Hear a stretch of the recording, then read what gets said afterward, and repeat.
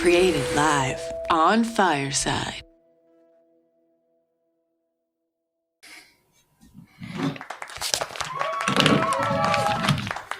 Hello, everybody, and welcome to episode of Drunks. Today, with my co-host Ty. Today, we're going to be doing Drunks. I called it Beach Party Beer Review because we're going to be reviewing some beers that are summertime beers that are kind of brewed in the one I looked into, and I'll get more info on that, is straight from the beach, Santa Monica. How you doing today, Ty? I'm good, Coach Ray. I'm really good. I'm excited about the show. We kind of came together with the beach idea like kind of today, and we were able to get some pretty good beers. So I'm excited about trying them. Yeah, and for everybody listening in on the stream and joining us for the first time, what we do is we talk about working out, drunks. The emphasis is on run. Really, you could do any type of workout. We believe you should earn your beer. That way, you just don't become an alcoholic drinking beer every day. And then from there, we just kind of review different beers, and we do this every 2 weeks. So you want to get started with what beers you got or with what you worked out? Yeah, I have the Beechwood brew, and that's out of Huntington Beach. And it's a Citra. I'm going to get it right now. Let's start off with the first beer first. So I'm going to go with my regular house beer, which I promote all the time. And that's a Space Dust. Once again, I should be getting paid from Elysian Brewing Company. But I'm going to start off with that. Then I'll bring out the other beer later. I didn't get a lot of time to investigate Beechwood, other than the fact that they're a Huntington Beach brewery. And they have 3 brew pubs. One's in Long Beach, Huntington Beach, and another part of Costa Mesa, I believe, California. And They have one tasting room. I believe that's in Huntington Beach as well. They've been around since 2015, I believe. Unsuccessfully, in 2013 they started, but they kind of touched ground in 2015. And they've been very successful. I've heard of the name a lot, but I've never really tried the beer. I've never heard anybody talk about the beer. So this is kind of new to us. So I'm looking forward to it. It's made with Citra hops, which is my favorite. The other one being Mosaic. So it should be good. Yeah, I don't think I've ever had that one. And I did some research on my beer, but then since it is Women's History Month, we kind of wanted to add some touch of women's history. So I looked into the history of women in brewing, and it led me down a rabbit hole, which I'm going to have to continue. It is really, really fascinating, actually. But as I get my beer, did you have a chance to work out today? Yes, I did, Coach Ray. I did my normal 6 miler. I originally planned on doing something a little bit more extravagant, but I didn't get a chance to. We were initially supposed to hike, but I told you last minute. And from what I believe, you had a pretty cool night on Saturday night, which you can talk about it or not talk about it. That's all up to you. So I just did my regular 6 miles on my normal trail I do, not my normal street run. It was good. But I want to do more for the show. So looking forward, we're going to go Die Hard on Monday so we can talk about that. Cause I love the Die Hard aspect of our drunks thing that we do as far as just drinking hard and running hard. So I got my normal 6 in. I felt really good. As a lot of you know, I've had knee pains, and so it's subsided significantly. And I'm feeling really good. I think I'm like 90% now. And I'm enjoying my runs. I'm enjoying just everything about, how you run with pain and you're like, oh, this sucks, but I'm going to get through it because we get through it. And then now I'm finally just feeling it, and just going with it. And it's a good feeling. Yeah, I actually wanted to ask you about that because, the more I keep learning, I probably spend at least an hour a day looking into different workout things. And what we've been taught, no pain, no gain, to me is basically a lie. You shouldn't feel pain at any point. If you're feeling pain, there's things you can do to strengthen that, and then from there start doing that activity again. So are you still taking were you taking ibuprofen before a run? I was. No, I haven't. I'm trying to get out of it because I don't want to just rely on that at all. I want to see where my pain's at, like we talked about on the last show, like we talked about it in person. I just want to see where my pain level's at and try to strengthen it. and not stretch it out, but strengthen it. Obviously, you got to stretch as well, but the strengthening is really, really, really important, and just building those muscles right there, and it's really helping a lot. And I bought the same beer. Basically it's going to be my main beer and then my second beer because I'm like, I'm not sure if, since I've never had it, I'm like, I wanted to give it a real taste test. So the beer that I'm going to be tasting today is the one and only brewery in Santa Monica, California. And they started in 2016. They have about 6 beers that you can buy at the store, which I really had never seen any of them.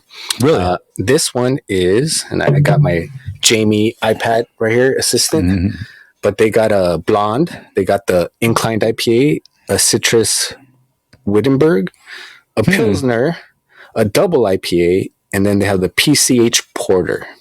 What was the second one called again? Sounds interesting. Let me see. It is a. Are you talking about the citrus one? No, the citrus one sounds good too, but then one before that. That's the one I'm testing today, the Santa Monica Inclined IPA. Yes, that sounds cool. So what's the makeup of that? That one, let's see here. So it's a West Coast style IPA, generously hopped with Citra. What is it? Simcoe, Eldorado, and Summit. It says, enjoy citrus and pine aromas with tropical notes of Tinangelo and mango. And so this brewery, they started a tasting room in fall of 2016, and then they opened up their beer garden during 2020, which was probably like horrible for them as far as like business wise. Like imagine 2020, which is like when everything got shut down. So they're now open. We don't have to make reservations. Their menu and beers that they have seem to be a wider selection in the actual brewery than what you can find in the store. You can only find 6 in the store. They have a vegan beer, but no, what is it called? I can't remember the thing that people, gluten options. Gluten. Yeah. So yeah, I'm looking forward to this one, and it's nice. It's actually one in Santa Monica, which I think we're going to have to go try in person, actually. I think so. Santa Monica being such a big part of our lives as far as LA Marathon, finish line kind of thing, right? So do you know if it's like right there at Third Street Promenade, or do you have any idea where it's located? Let me see. I could pull it up real quick, but no, and you know what? I mean, I haven't been to Santa Monica in a while, but I don't think I've ever seen it. And yeah, the Promenade is, besides the pier, probably the only place that I can really think that it would be located. Right. They are closed on Mondays. Their hours are 5 to 10 p.m. Monday through Wednesday, Fridays 5 to 11, Saturday 12 to 8, and Sunday 12 to 7 p.m. And that they're a small, locally owned brewery. And doesn't actually say their address. I'm going to have to dig deeper into that one. Yeah, sounds interesting. Yeah. Yeah, and then... How about yourself, Coach Ray, before we get on the beer thing? Did you get a workout in today? I walked 10 miles. That's about it. You walked 10 miles today? Yeah. That's good. You got more steps in than me. I mean, I always get steps in, because of those of you joining in who may not know. I had the lucky lottery winning Cadillac converter stolen here in California, which is very popular. Since then, I've been carless. So, yeah. So I pretty much walk everywhere for now. And we'll see. Waiting for that big beer deal to come so I can get me a new Cadillac converter. Actually, no, I got rid of the car. It was junk. So, gonna get me a new car. And spoiler alert, that big deal's coming soon. That's coming soon. Oh yeah. And you know what I found interesting, because I told you, hey, it's Women's History Month. Let's try and do something. And what was your response to me? Hell yeah. At first I was just like, yeah, I love women. It makes me so happy because I have just I'm surrounded by strong women in my life. I was talking about my mom, your mom, my wife, my Nina, there's a bunch of strong women. And you said, wait, we should be talking about, what we talk about, beer and running. So I went down the rabbit hole of the women athletes for a little bit. That was interesting. But what I found more interesting was the women brewers. It's crazy how deep this rabbit hole goes with the women that brew. Did you look into that too? I looked into that. I want you to tell a story because I have some other ones I looked into as well. So please continue. All right. So this to me was pretty fascinating. And the articles, I read like 4 different articles. I'm going to have to go back. And since this is a month long, maybe we can continue on the next one. But from what I was reading the thing I don't like about the articles, it said scholars, but it wouldn't name what scholars. But according to what I was reading, a lot of women were the original brewers. And it seems kind of like the idea of witches have originated from brewery because they used to wear pointy hats, according to one article, but some other dispute it because of like, they said they wore the pointy hats at market so they could stand out. And then I forget the actual name of it, but it's like that big, it's like a big, basically like metal, giant metal that you see all the witches on cartoons cooking like the brew in. Oh, the cauldron? The cauldron. So that's where they would actually make the brew. Kind of like where we have the thing of witches. And that they used to keep cats, also to keep the mice away from eating all the grains. Really? I didn't read that far. Okay. Yeah, and then I took some notes because I was like, well, that's pretty interesting. But, one article was saying you can't trust everything you read, which I agree. But it looks like the History Channel kind of made a reference to it as well. So it says up until the 1500s, brewing was primarily women's work. That basically they used the smear campaign against women because they tried to make it witchcraft. So a bunch of, I guess, men who wanted to take over the scene kind of said women were witches, even though they knew they weren't. That way they can start dominating the whole brewing. And, it says from the pointy hat, I may have emerged from the connection to female brewers, the large metal pot with a lid handle that they used to, brew. Interesting. And that witches may have originated from master brewers. Now, some people might dispute that or may not, but nowadays, fast forward to 2022, and the top 10 beer companies all are headed by male CEOs, and they mostly have male board members that are, I guess, the majority is dominated by males now when it didn't originate that way. And then I got into a little bit of the Sumerians, and the Sumerians also, women would be brewing beer, but then I just ran out of time. But I thought that was all pretty interesting right there. Yeah, that's really cool. Just to kind of piggyback off the women from the Salem witchcraft, the whole trials of you remember that back in history books. I've always known a real story that I learned when I was 20, I believe, when I went to Chaffey College. I had this history teacher, Mrs. Williams, and she majored in history and minored in witchcraft. And I always thought that was fascinating. She was such a interesting woman. When she talked, she just you just wanted to hear her. You really paid attention because she had so much passion for what she was saying. That being said, she said that the whole Salem witch trials was bullshit.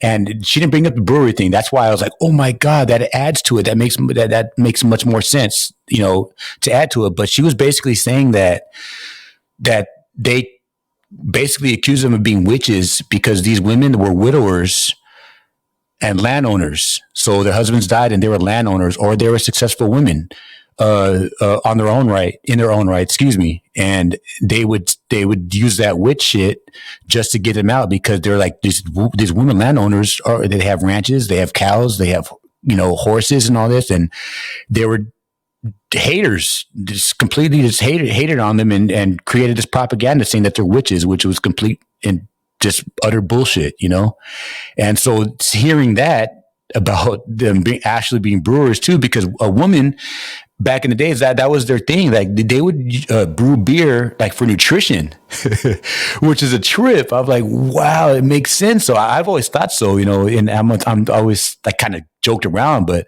like beer is really nutritious if you think about it. Like if you don't eat the chili cheese fries after, it's pretty healthy. Like, as far as getting everything you need for your body with the carbohydrates and everything you need to kind of like the fuel. So it makes sense. So all these women were the ones that were fermenting the barley and everything like that. Like, this is what they did in their household. So when their husbands died, they would do that. They say, hey, wait a minute, I can do this on the side. I could sell it at the bazaar or wherever they go to make money. So they started making extra money, and we realized that a lot of people like beer. I don't know why. And they were very successful at it. So men, the haters that we are, shut them down. Crazy. What a shame. What a shame. Yeah, I'm sure. I read that too about they did it a lot for nutrition, but I'm sure the ingredients were more wholesome back then. It was like brewing like 1500s, 1600s. So I'm sure it was different than what we're drinking now, but before it was for nutrition. Yeah. I mean, they were the only brewers up until the 1500s. So I would say maybe late 1400s. I wouldn't go as far as 1300 because I'm not sure. But there's other things that I looked into, like, because they talked about, from Egypt to Peru, women were the brewers primarily. That's it. That was like kind of like, I don't want to say this, like, it's like baking a cake. Like, they made beer. That was part of like this everyone's diet. My wife made some brew. That's it. That's what they did at the house. While the hunters were hunting, they were gathering barley to make brew. So I was interested in the ancient Peru. In Peru, before you go there, I had no idea you could minor in what'd you call it, witchcraft? Yes. Yes. I didn't know colleges offered that. Yes. It's fascinating, right? Yeah, and I wonder if they still do. I'm gonna have to look into that because I had never known that. Please do. Yeah, her name was Mrs. Williams, and I know she wasn't full of shit. She was so interesting. Yeah, she had a major in history and a minor in witchcraft, and everything she talked about was like with passion. Like I said, like she would talk about Abraham Lincoln, and she talked about him so much, she just so vividly, and just I knew she was in love with him. She loved that dude. Like, you can just tell, like that's what kind of personality that she had.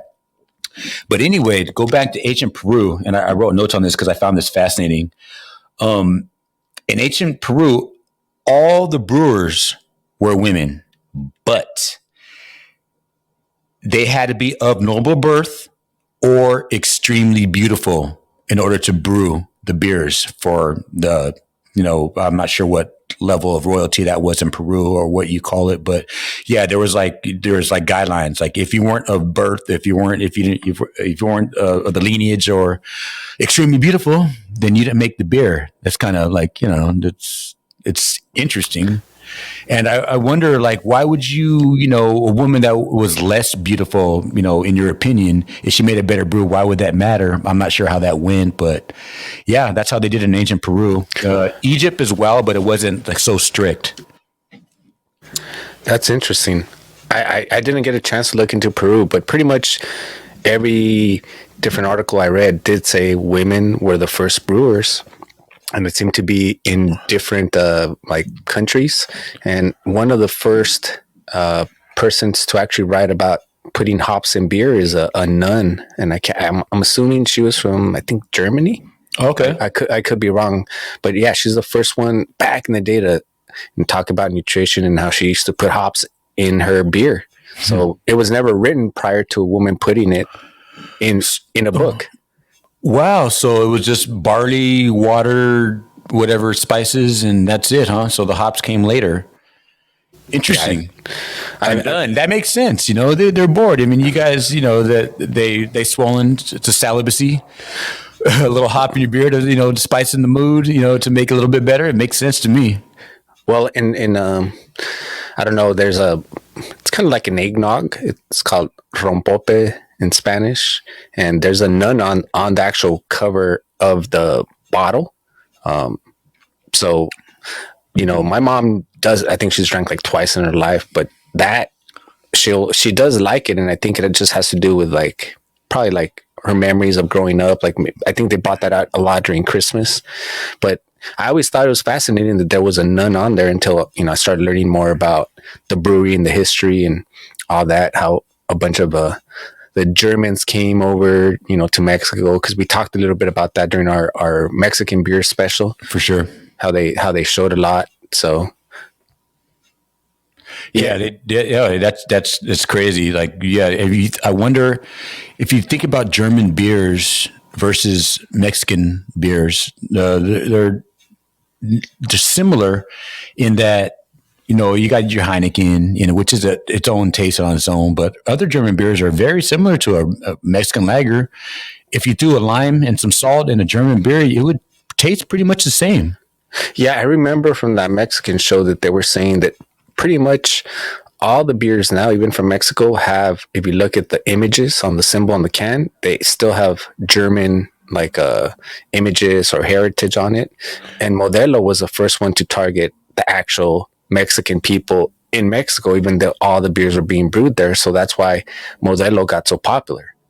Okay, which ones could you talk about that had that German accent or symbol? I think it has to do like with the drawings and the imagery on the cans. Oh, okay. So, yeah. Any beer you can name, a Mexican beer from before? What's a Mexican beer? Because Corona is kind of Americanized. What was like a Tecate? Like, no, that's what was a Mexican beer before? Do you know? I mean, there's so many. That's why there's so many over there. Yeah. Dos Equis, Barolitos, Victoria, Tecate. Those are those are kind of new. Victoria is kind of new, right? Like here, the Jalisco one. What's the Jalisco one? Estrella.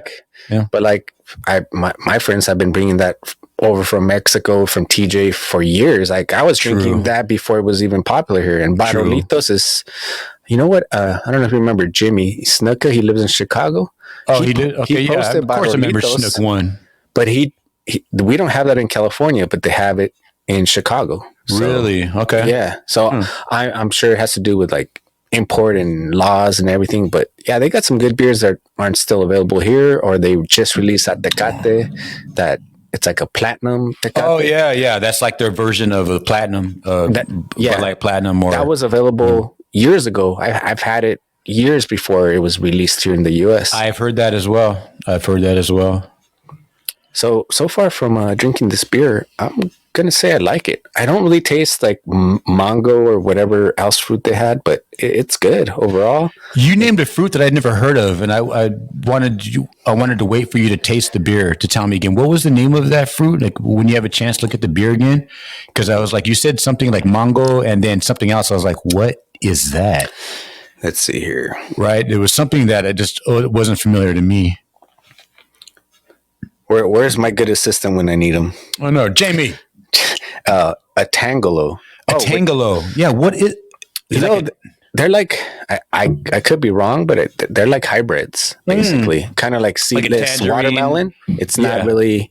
I mean, it's not natural, but they hybrid it. It's not, actually. I was having a conversation with my wife about that watermelon the other day. She's like, "Well, guy, I got some watermelon from on the street, from the vendors, the Mexicano, yeah." And she's like, "Oh, it tastes good. I didn't even know watermelon was in season." And I was like, "Nah, babe, like it doesn't matter anymore. They breed them like they do, like not breed them, but it's just like hydroponic, like your weed. It's just you can just do it easily. They do it like that all day. I mean, that's why we have seedless watermelon. Where did that come from? All of a sudden, that's very unnatural, but it tastes so good. Well, yeah, a lot of people are against like what is it like all this like seed and Monsanto, which I'm not for, but there have been some good fruits and mixes and seedless. That's all through, what do you call it when you start, can't think of the word right now, when you start just plain Frankenstein on food, basically. Yeah, that's good enough. I got it. Yeah. That's just what you're doing. You're just like scientists are just figuring it out, so I mean, soon. I mean, if you think about it, with Elon Musk and everything, like we need to be here for the next episode necessarily, right? Just so it's science is crazy right now. So of course, like little things like watermelon, see this watermelon, we take it for granted. Like that's super scientific. Well, yeah, I actually saw. I don't really watch too much TV, but there's certain shows that I like YouTube, so I watch YouTube. So Food Theory is a show that I got into, and I'm getting into it more now because the guy on there's trying to be healthier. So now he's changed his episodes from a bunch of fast food to like the true history on it. And he did one on kind of what you were mentioning, like why is this watermelon out when it's not in season. And oh wow, I'm gonna do an episode just on that. Yeah, I'd like to join you if I could, because I was just talking about a pear. I was again talking to my wife, and I was like, man, a pear sounds good. You know, a ripened pear where it's perfect texture, when it's juicy and all that. It's so hard to find. Like, yeah, I can't judge it, but like, she's like, are they in season? And I'm like, it doesn't matter. It doesn't matter anymore about seasons. Remember before, there used to be a season thing, like grapes would have to be in season. Right. Speaking of a Frankenstein thing, have you ever heard, and I just thought about this right now talking about fruit, have you ever heard of the cotton candy grape? Yes. Have you? I have not had it. You tried it. I've tried it. I've heard great things about it. In Monrovia, we're just at Pavilions, and they had cotton candy grapes, and there was a bunch of people saying, oh, it's cotton candy grapes. I'm like, what? Okay, cool, I'll get one. They're like, oh, you don't understand.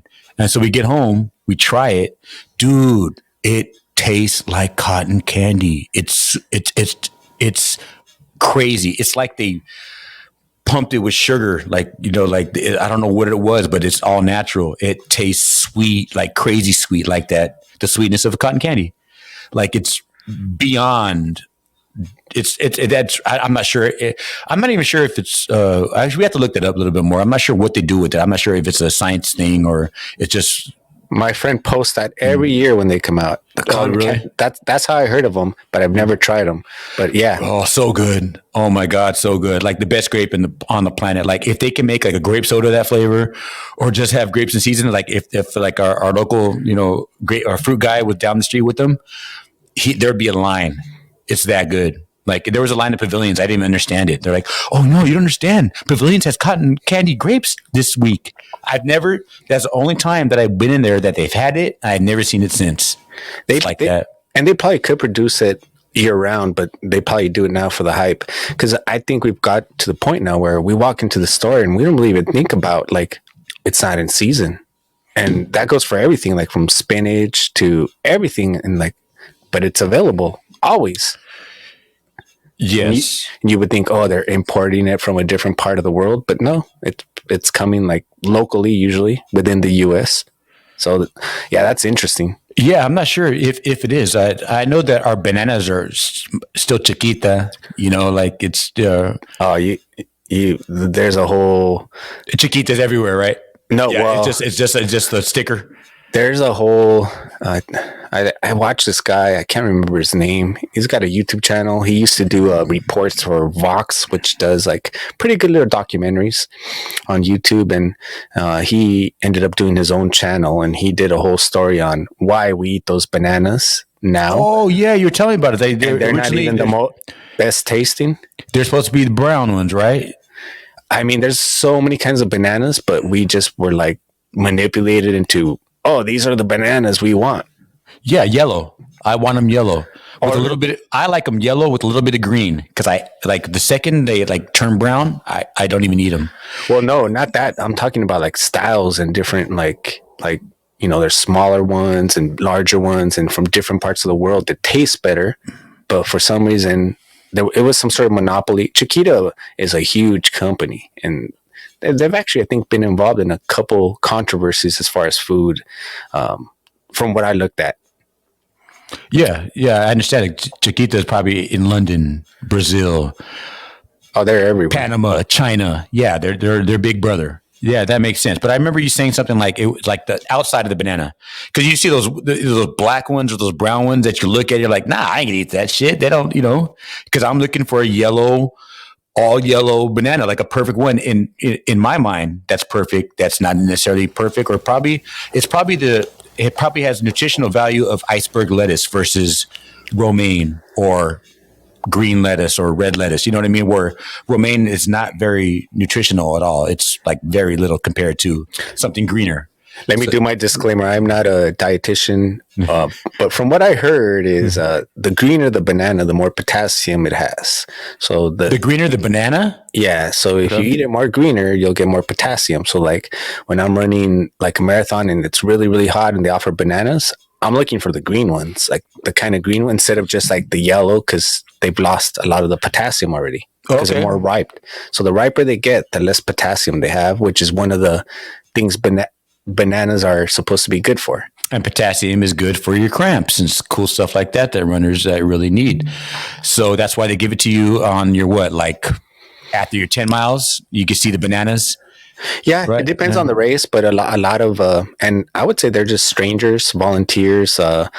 Sometimes I call them like angels that just appear out of nowhere because you're dying, and then they have cut up oranges for you and fruit. Oh yeah, angels bring oranges, bananas, water, Gatorade. Yep. And then you see angels at like the 15, 18, 20 miles that will bring you beer. Oh, Those are the real angels. Yes. Because at the end, like you're just like, you need those carbs, the extra fuel. That goes back to like Peru and with the women, like brewing the beers, like it was for nutritional value. Like it definitely helps. Tell me like a beer at mile 22 does not help you get to the finish line. Oh, that. And I have not drank a soda since the last LA marathon. So if someone has I told myself after LA marathon, I'll drink a soda. But if someone has like a Coke along the way, you know how much sugar that has, it gives you that little. So I look for Coke and I look for a beer on the route. Always. Wow. You're that strict with soda, or you just don't particularly care for it? It's one of my vices. So I said, what am I going to do to like try to regulate it? So I told myself I got to earn my soda. And if I just do it like, okay, you can only do it after a marathon. And then, the most I'll do it is one day. And then I cut that habit and okay, next goal. Then I really end up drinking like soda, like maybe 3 times a year versus drinking soda all the time, because I know it's bad for you, even though I love Coke, even though they got all kinds of bad reputation as well.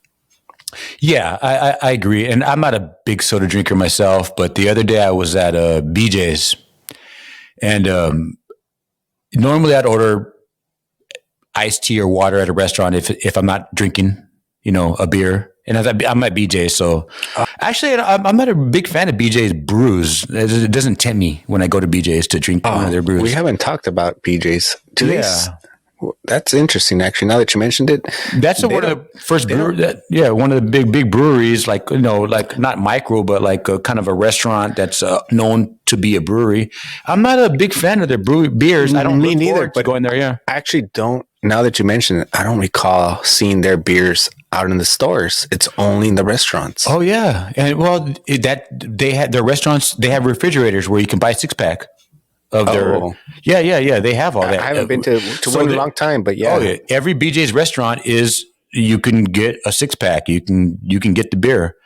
So yeah, they're very. I believe that they have one called Piranha. They have the Hefeweizen I've had. I used to be a big Hefeweizen guy before IPA just stole my heart. And so they have a decent Hefeweizen, but it's not better. It's not any better than the Orange Wheat from Hangar 24 or like a Orange Wit from Coronado or anything like that. It's nothing. I'm not to shit on them, because if I'm having a beer at if I want pizza and jambalaya or salmon when I go to BJ's, I'm down for a beer. But anyway, speaking of soda, so the other day we went to BJ's because I wanted we were just getting lunch and I ordered some jambalaya. I felt like jambalaya. It was a compromise. My wife she wanted to eat a little lighter. I forgot what she had. What did she have? Anyway, so I was like, I'm going to go old school because I'm at a place that have a bar. And so I can't order a cherry Coke because tell me if you remember this name. I ordered a Roy Rogers. Do you remember Roy Rogers? I remember the name, but I couldn't even tell you what's in it. She didn't know either. Roy Rogers is a cherry Coke back in the days before cherry Coke. There was always Coke, but before cherry Coke, there was Roy Rogers, which is just Coke and grenadine. It's different. If I ordered a cherry Coke, they probably would have gave me a cherry Coke, but I wanted a Roy Rogers. I wanted a Coke with the grenadine syrup and a cherry. Completely different taste. It's like having a fresh cherry Coke made for you. Like just right there on the spot, like the freshest cherry Coke you can have. And I did it on purpose because I do like cherry Cokes just out the bottle or can. It tastes so much better when it's like the fresh with the grenadine and all that like that, which they were trying to like capture when they bottled it. So much better. So I had 2 of those, and I was like, wow, this is really good. Okay, so another question. Do you remember the Shirley Temple? That I do remember. And what is that? That's a 7-Up and grenadine and a cherry. That is 7-Up, grenadine, and a cherry. 7-Up. That's the keyword, 7-Up. In most restaurants, what do they have now? Sprite, depending if it's I forget, Sprite or Sierra Mist. Pepsi. Oh yeah, or Sierra Mist. Not even 7-Up. They don't have 7-Up. 7-Up's not like that anymore. But every bar would have 7-Up on their tap. Like they'll have it ready to pour because that's 7-7. That's an alcoholic drink. You need 7-Up for the mixes. So you can't get 7-Up at like your Jim's Burgers or your local burger spot or McDonald's or whatever, because all they have is Sprite or Sierra Mist. But at a bar, you could always get a Shirley Temple because they have to have 7-Up on tap, because you can't make a 7-7 with Sprite. You can't make a 7-7 with Sierra Mist. It has to be 7-Up. That's the recipe. I agree. And I wanted to comment on Elizabeth here in the audience. And she said she likes to drink beer while watching sports. And I completely agree. I'll give you a cheer for that. She likes to watch it with her family and friends. And that's when she'll drink beer. But she said right now she's drinking Coronitas while listening to us. So how cute. Little Coronita? Yeah, so I remember the first time I bought Coronitas. Me too, but I can't talk about it. It was not on purpose. Oh, really? I thought it was like a regular size full beer. And when I got home, I'm like, what is this? These are so tiny. So I was kind of upset because I thought, I got a really good deal on Coronas. And then I got home. I'm like, are you serious? Yeah. I'm like, I only got 8 ounces. I'm like, that's not a good deal. Wow. Okay. I'm going to give you a PG version of the first time I was introduced to Coronitas. I was in TJ, right? So I go to a place to drink a beer, right? You know what happens in TJ. I'm not sure, Elizabeth. It's like Vegas. It's like Vegas, a little bit more promiscuous. What happens in TJ stays in TJ. Yes, exactly. So anyway, so I'm at the bar, and then, a hand is on my lap, okay? And then she said, "Do you want to buy me a beer?" Like that. And then obviously her hand it goes past my lap somewhere else. We won't talk about that. I buy her Coronita. Okay, I get myself whatever I got, a Corona and a tequila shot. My Corona and tequila shot cost like $5. Her Coronita cost like $10. And I was like, what? I bought her, she wanted a beer. She got a little beer, and I was like, oh, that's a little cute little beer. That she worked there, so I was like, oh, that's cute. That's cool. Yeah, cool. I got you. This shit costs like double with my order, and I got I was like, oh, I don't like Coronitas. That's horrible. Yeah. The game, yeah, it's a hustle game over there. It is a hustle game. It is definitely a hustle game, and you dance with them and you kick it. That's cool, It's no different than going to a gentleman's club over here. I used to work at one, so I know you go and you buy a soda, it's $5, $10, and then a girl asks, it's soda, and it's like $20. Yeah. That's how they make their money. They make their money, and some, a lot of men, we're just not. I'm like, I don't care because we talk to regular women. We don't need that extra attention.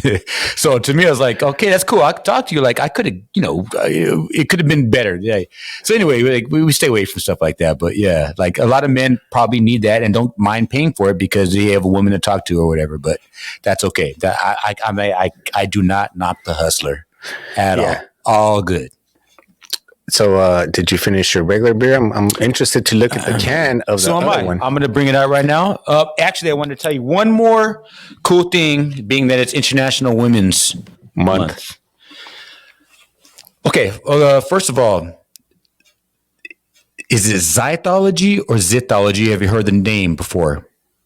Zythology is the study of beer. I probably want to say zithology because it's Greek. It's a Greek word, where zyth means beer. Thology is the study of. So zythology is the study of beer. Did you know that? I knew about it, but I just forgot. And I looked it up again like, oh, that's interesting. That's cool. Just for people to know. So you can actually, I say this because for Women's International Month, history, I found 2 states that celebrate it very well. one was Minnesota, one was California. So I'll go with California first because that's where we at. So two women formed a brewery in 2013 called Three Weavers Three Weavers out of Inglewood, California. What? One woman, she worked at Sierra Nevada prior, like in 2010. And her whole thing was like she needed a minor to major in school. It was up north somewhere. I forgot which one. I don't want to butcher that. But anyway, she's like, okay, well, wait, I can minor in zythology, and I can just like learn how to make beer and drink beer at the same time. It's a fucking no-brainer to me. I was like, that is so cool that she had that mind state. So anyway, she fell in love with it. And so her and another woman got together later on and created this thing called Three Weavers, named after her three daughters. So I didn't look into it much. I'm assuming Weavers is the last name, maybe the Three Weavers, the girls. I'm not sure, but she named it after her daughters. And it's in Inglewood, and it's readily available. And I wish I would try that. We could have done that. We should have. I mean, we got time in the month, I think, to do maybe the next show. We should definitely find them. I will find them. I will get them. I work in Compton, so we can go to Inglewood. Because I was reading, okay, so our next show would be March 21st. We still got time. It'd be within the Women's History Month. And from what I was reading, pretty much, I think, and I could be off on the number, but it's like only 7% of brewers now are women. That's not bad. That's really low considering they were all the original brewers, and then they got pushed out. So that, and then when you think about how men out of the top 10 beer companies are all men CEOs, and then the board members are all men, that's really a low number. It is. That you segued into something I want to talk about next. Okay. Yes. Women started that shit. And I truly believe I want to taste Three Weavers. I want to taste the Minnesota's next. Minnesota like interests me like crazy. So anyway, there's a brewmaster, a woman, and I didn't get her name. I apologize. I will get her name next time. So she's been brewing since in Minnesota. There's like 200 brewers in Minnesota right now. Out of the 200, there's 12 women in Minnesota. So, did I talk about the Pink Boot Society yet? I don't think so. The Pink Boot Society. Anyway, there's a thing called the Pink Boot Society, which is an association that kind of like kind of speaks up for women that want to become master brewers in college, like to give them like the degree, not the tuition or benefits they need to pursue their dream of being a brewer. And they grant them money. They have scholarships and everything like that. It's called the Pink Boot Society. Super cool because there's a lot of, obviously, like take your brew mastery back. It's so dope. So, I mean, let me go back to Minnesota. So out of 200 brewers in Minnesota, there's 12 women now. So this, there's one woman. So this one woman was saying 40 years ago, it was just me. Now, 40 years later, there's 12 of us. We've started something really good in Minnesota out of 200 brewers. So I'm thinking 200 brewers in Minnesota. I mean, I want to try some Minnesota beer. So anyway, let me go back with that. So every 6 months, these 12 women come together every 6 months from different brew houses, right? In Minnesota, whether you work for Badger Hill is one of them. And I've heard of that name. So we have to look into Badger Hill. And they have others in Minnesota. So 12 women from 12 different brew houses in Minnesota come together every 6 months, they have like a little fellowship, talk about different ingredients, different hops they're going to use, whatever. And they create a special beer every 6 months.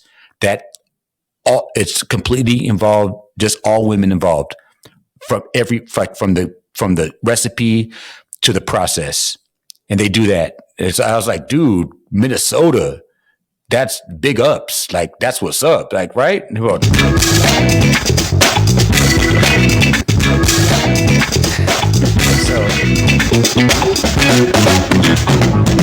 Okay, we're gonna work on that. Okay, just like you. Yeah. I just got my new toy. So the process is but isn't that cool, bro? Oh, okay. Isn't that cool? Oh yeah, I mean, It's right super away cool. as soon as you start mentioning that, I'm like, if I could align it with a Minnesota Marathon when that brew thing's going on, that would be the best right there to go run the marathon. Yes, I'm trying to do all 50 marathons in 50 states, and at the same time try the beer. That would be perfect. Perfect. I have a hard on for Minnesota anyway because I love lakes. Whoa! This is a family show. I was talking about the state. Jesus, we just talk about Coranitas in Tijuana. I can't do that. And I'm not go. I'm just. Yeah. But yeah. Yeah, but seriously, I'm a hiker. I love trails. So I heard Minnesota was like, I just want to see the Great Lakes. I want to see all that. So like, yeah, seriously, when I say that hard on, it's all love. Like, it's just so cool. So very, very, very innocent. My old company, I think, has one of their offices in Minnesota, and the people that I know, it's kind of like a pretty flat overall, but probably the Great Lakes is probably one of the things to see over there. But that brewery, especially of all women gathering and doing it, I'd want to taste their beer. That sounds delicious. I'll send you the link to the YouTube thing I watched. It's super cool. I was excited about it. I was like, dude, I need another week to go down this rabbit hole of awesome women that brew, because it's getting deeper and deeper. And yes. Actually, it's a good thing it's a month long, because as I was reading the articles, I'm like, this goes deeper than I thought. I thought I would be done like in 15 minutes reading a couple articles. Mm-hmm. But then it said, after we wrote this article, a bunch of scholars debated with us. And so we corrected this, and you can check their link here. And I clicked on the links, and I clicked on those links, and then I checked other stuff. So yeah, it's not like, you could just read it today and be done. There's a lot more to it. Yeah, that's interesting. Yeah. And I want to take the time to learn more about it. It's so cool. It really is. I'm a man, and I'm just like, damn, these women are awesome, badasses. And the English one sounds even better. I know. We can go there. Yeah. Oh yeah. That one we can knock out. Hopefully maybe for the next one. And then we can look into the Minnesota and talk about it as well in the next show. I think we can. You know why?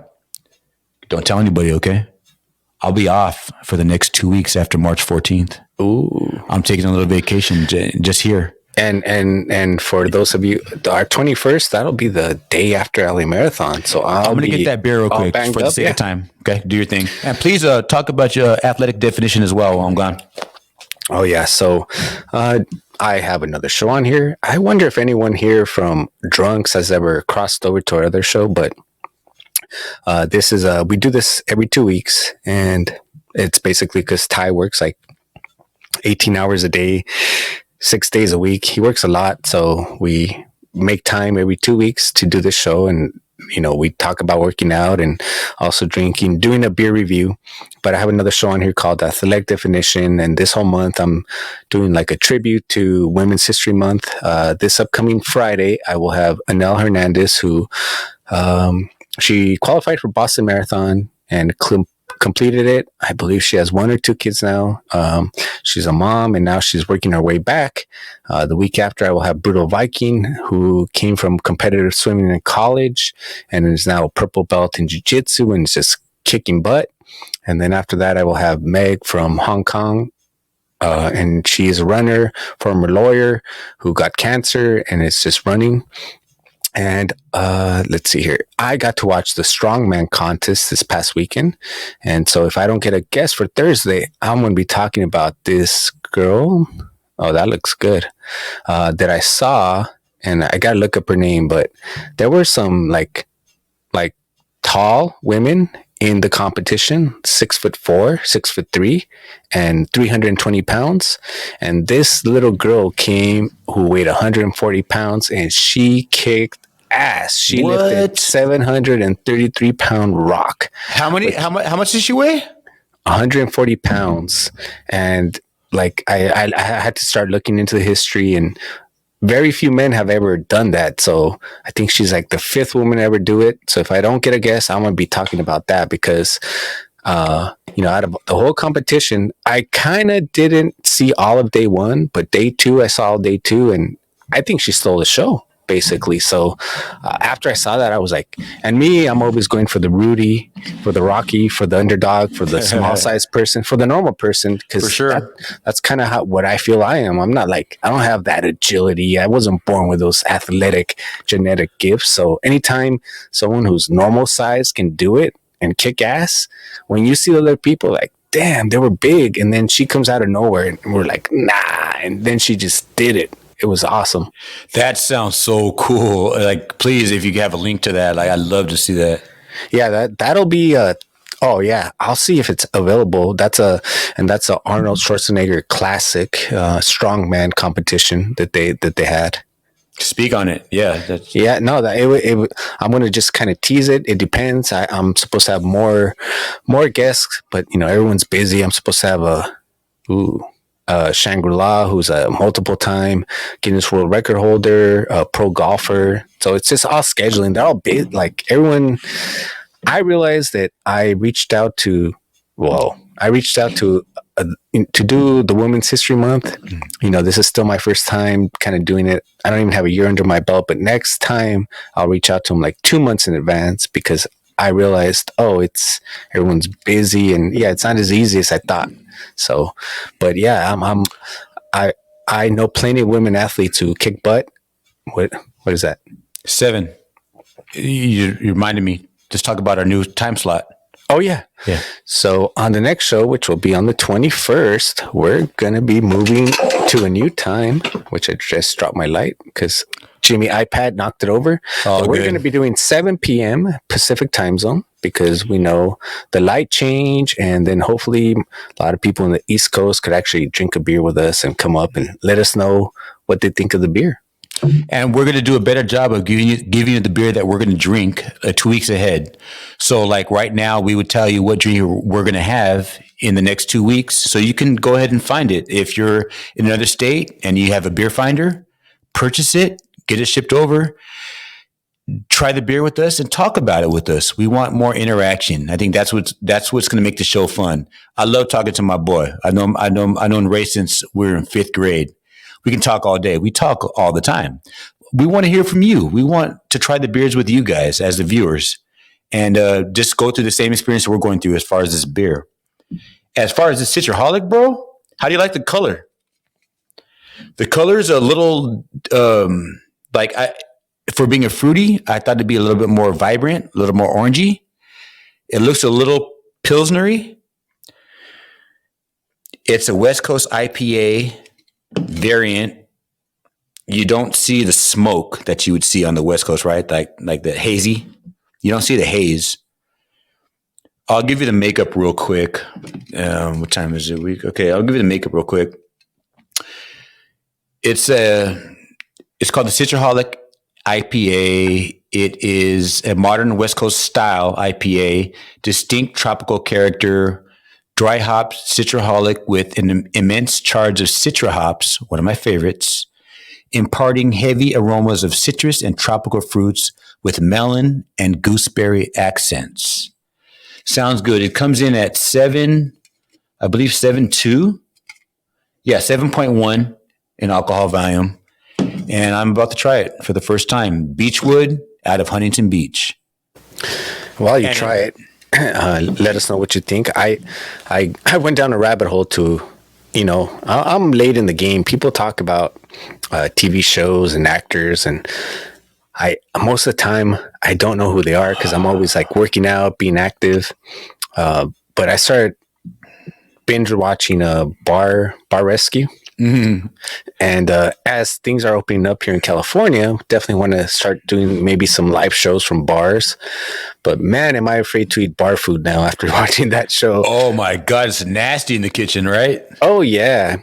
So I won't mention the comedy club, but it's near Altadena. And my friend used to work there. Joe Rogan, the one you used to go to a lot, right? I'm not mentioning names. Oh, Jesus. There's only one? Exactly. I never seen that one. So my friend did security there, and he told me, no matter what, don't get anything from the kitchen. Eat before you go there. So I'll give you guys a hint. People with they don't could just throw Google stones. it. Don't throw stones.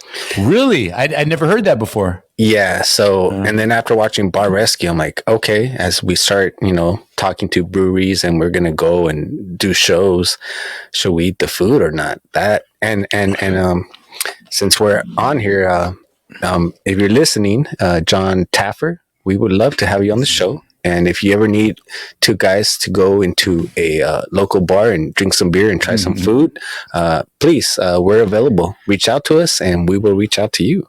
Yeah, it sounds good. Yeah, that guy's a cool character. I like him. I love when he just goes off on people. That's my favorite part. Yeah, it's very like Gordon Ramsay-esque. You know what I mean? Yeah. Just goes off on people. Although he's a really nice guy in person. My cousin. So was Gordon Ramsay? No, that's what I'm saying. Gordon Ramsay. My cousin did the show with wife. It was wives who couldn't cook. So she was on one of those. And he's an LA marathoner too as well. Who? John Ramsay. Gordon Ramsay? Oh, Gordon Ramsay, yeah. He's a LA marathoner? Multiple times. He's done it many times when I've done it. Actually, I do know that. Yeah, him and Puff Daddy, right? There's a couple others now. I don't know about Puff Daddy. Yeah, I thought Puff Daddy was he might have done New York once, but that was once. I mean, Oprah did New York once. Pretty sure he did LA, but yeah. Yeah, that's cool. That's cool. There's what other celebrities have done marathons? That's interesting. Too many to name, but like name 5. Jeez. I don't know about marathons, but I know that for sure. What's his name from just marathons? Ooh, I don't know. I think Flea, one of the guys from Chili Peppers. Yeah, has done one. Flea. It is Flea. Yeah, for sure. Let's see here. I know Bill Belichick does half marathons. Does he? A bunch of half marathons. I know Oprah did the New York Marathon once. Oprah Winfrey completed a marathon? Yeah, which, New York, it's a lottery. So I've been submitting for the lottery year after year after year, and I never get picked. But if you're a celebrity, you're going to get picked. Oh, I know one. Kevin Hart. Oh, Kevin Hart. Yeah, Kevin Hart, big time. He did a full marathon? For sure. Okay. Yeah, LA marathon. Yeah, he's LA? Okay. Yeah. Kevin Hart. Yeah. He's a big runner, big time runner. I did not know that. No, really? That's interesting. Okay. Yeah, Kevin Hart's a big time runner. Yeah, and then she's sort of a celebrity because she's married to Justin Turner. Justin Turner's wife runs LA Marathon every year, and then they have the Turner Foundation, which they raise money. Which we'll see if maybe we could talk to them. Go Dodgers. Go Dodgers, and see if we can maybe talk to him about coming on and talking about his foundation. Bring his wife on. Like, have a beer with us. Dude, like Turner is probably like top 25 people I want to have a beer with. So that would be perfect. Like, we could have his wife talk about running. I mean, I know she'd love to talk to us. So, it's a marathon conversation. We can do that. That sounds perfect. I wonder how we could. Let's try. We'll do that. He is at the, what do you call it?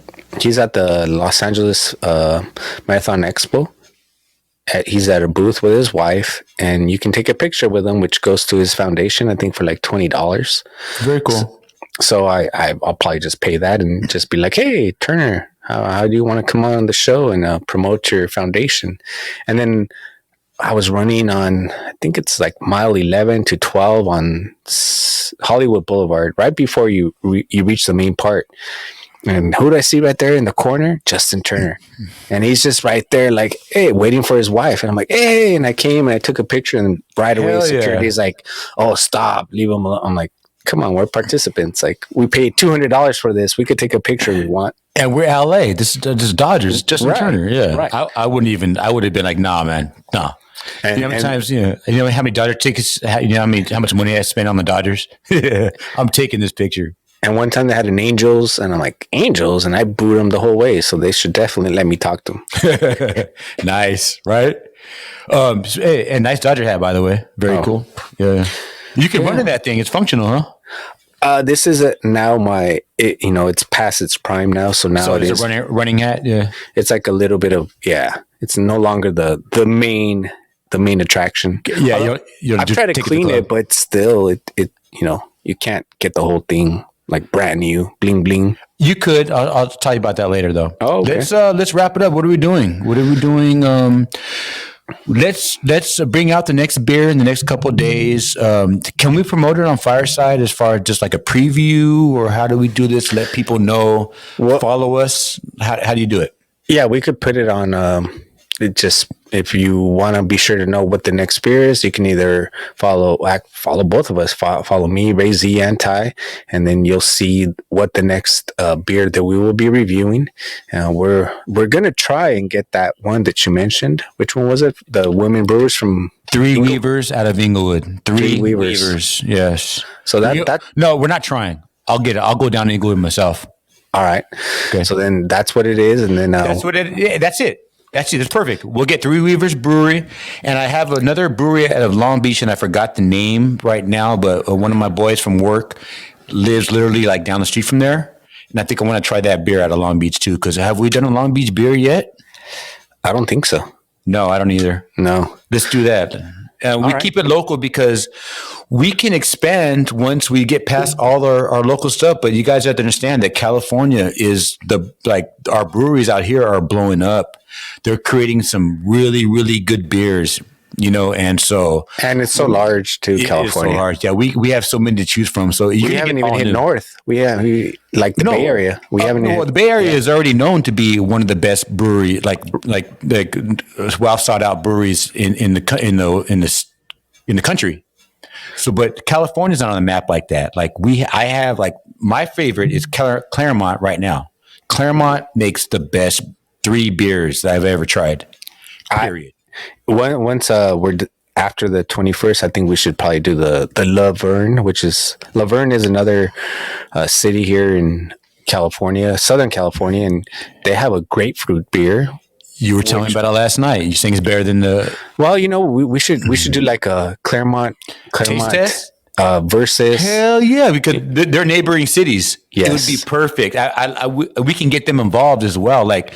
I love the Claremont Craft Ales grapefruit. My boy Ray is saying that this Laverne is a contender.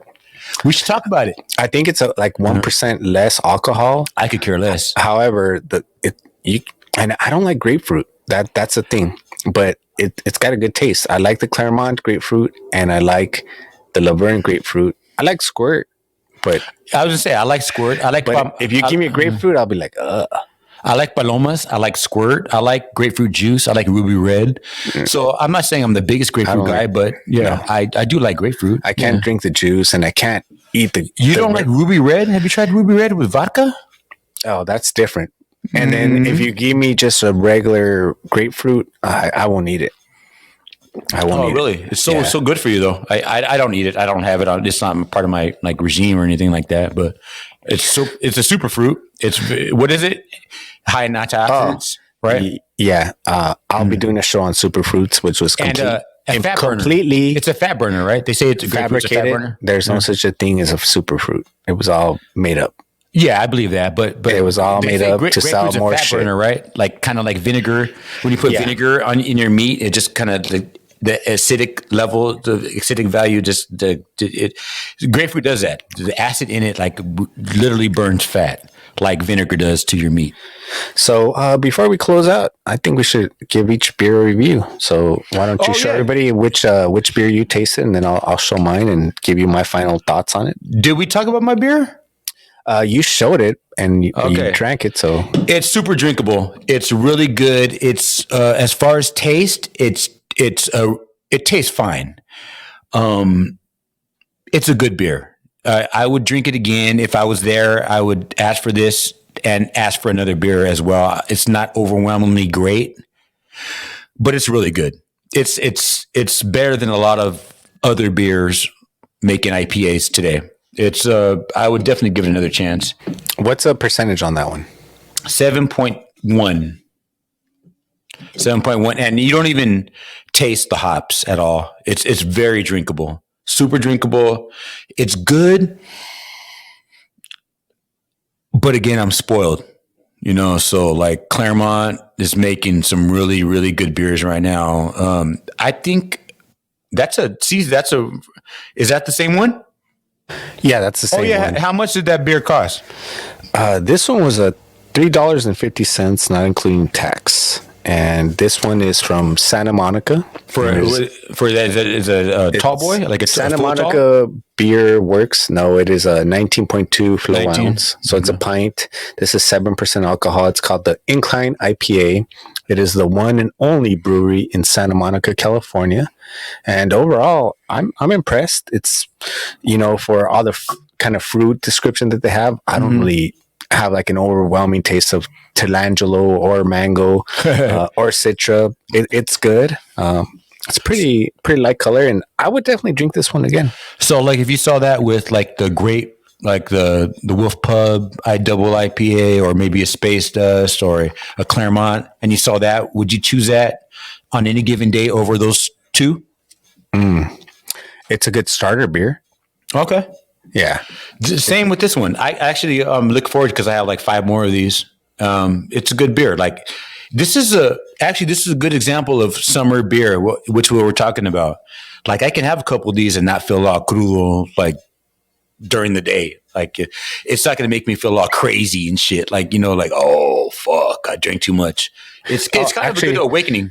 Since you mentioned that, that's one thing I forgot to ask you. So that is brewed by the beach? Yeah, it's brewed in Huntington Beach. Huntington Beach. So this one's Santa Monica. This is Huntington Beach. Huntington Beach. We can talk about them about who has the best beach beer in Southern California too. Then there's a lot all the way to San Diego. Oh yeah, we can have a conversation.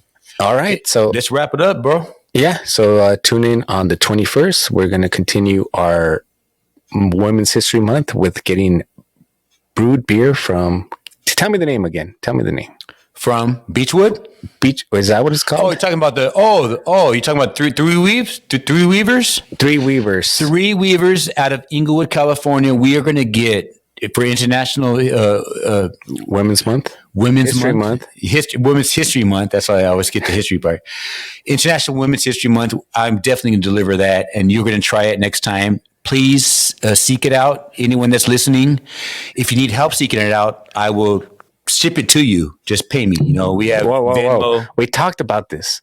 I don't care. No. I'm a rebel. I'll do that shit. This is all Seriously, joking. FBI, CIA, DA, if you're listening, this is all just make-believe. It's just beer. We know it's a federal offense. We come from a good heart. It doesn't matter. No. Okay. We got some locals here, so I'm sure that they'll join us in. Three Weavers, we're going to try their beers. I'm going to get a couple of them. I'm going to go to Inglewood myself and talk to them about it because I'm fascinated by it. I'll pick you up.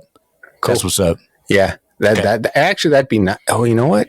No, we're doing it. I have time off. A lot of breweries give you tours, so maybe we should do that. Talk to them. We'll talk to them. Talk about the show, and we'll do it. All right, guys. There it is. Three Weavers. Join us on March 21st. Thank you for joining Drunk's episode, Beach Party Beer Review, and we will see you on the 21st. Thank you, everybody, for joining. Until next time.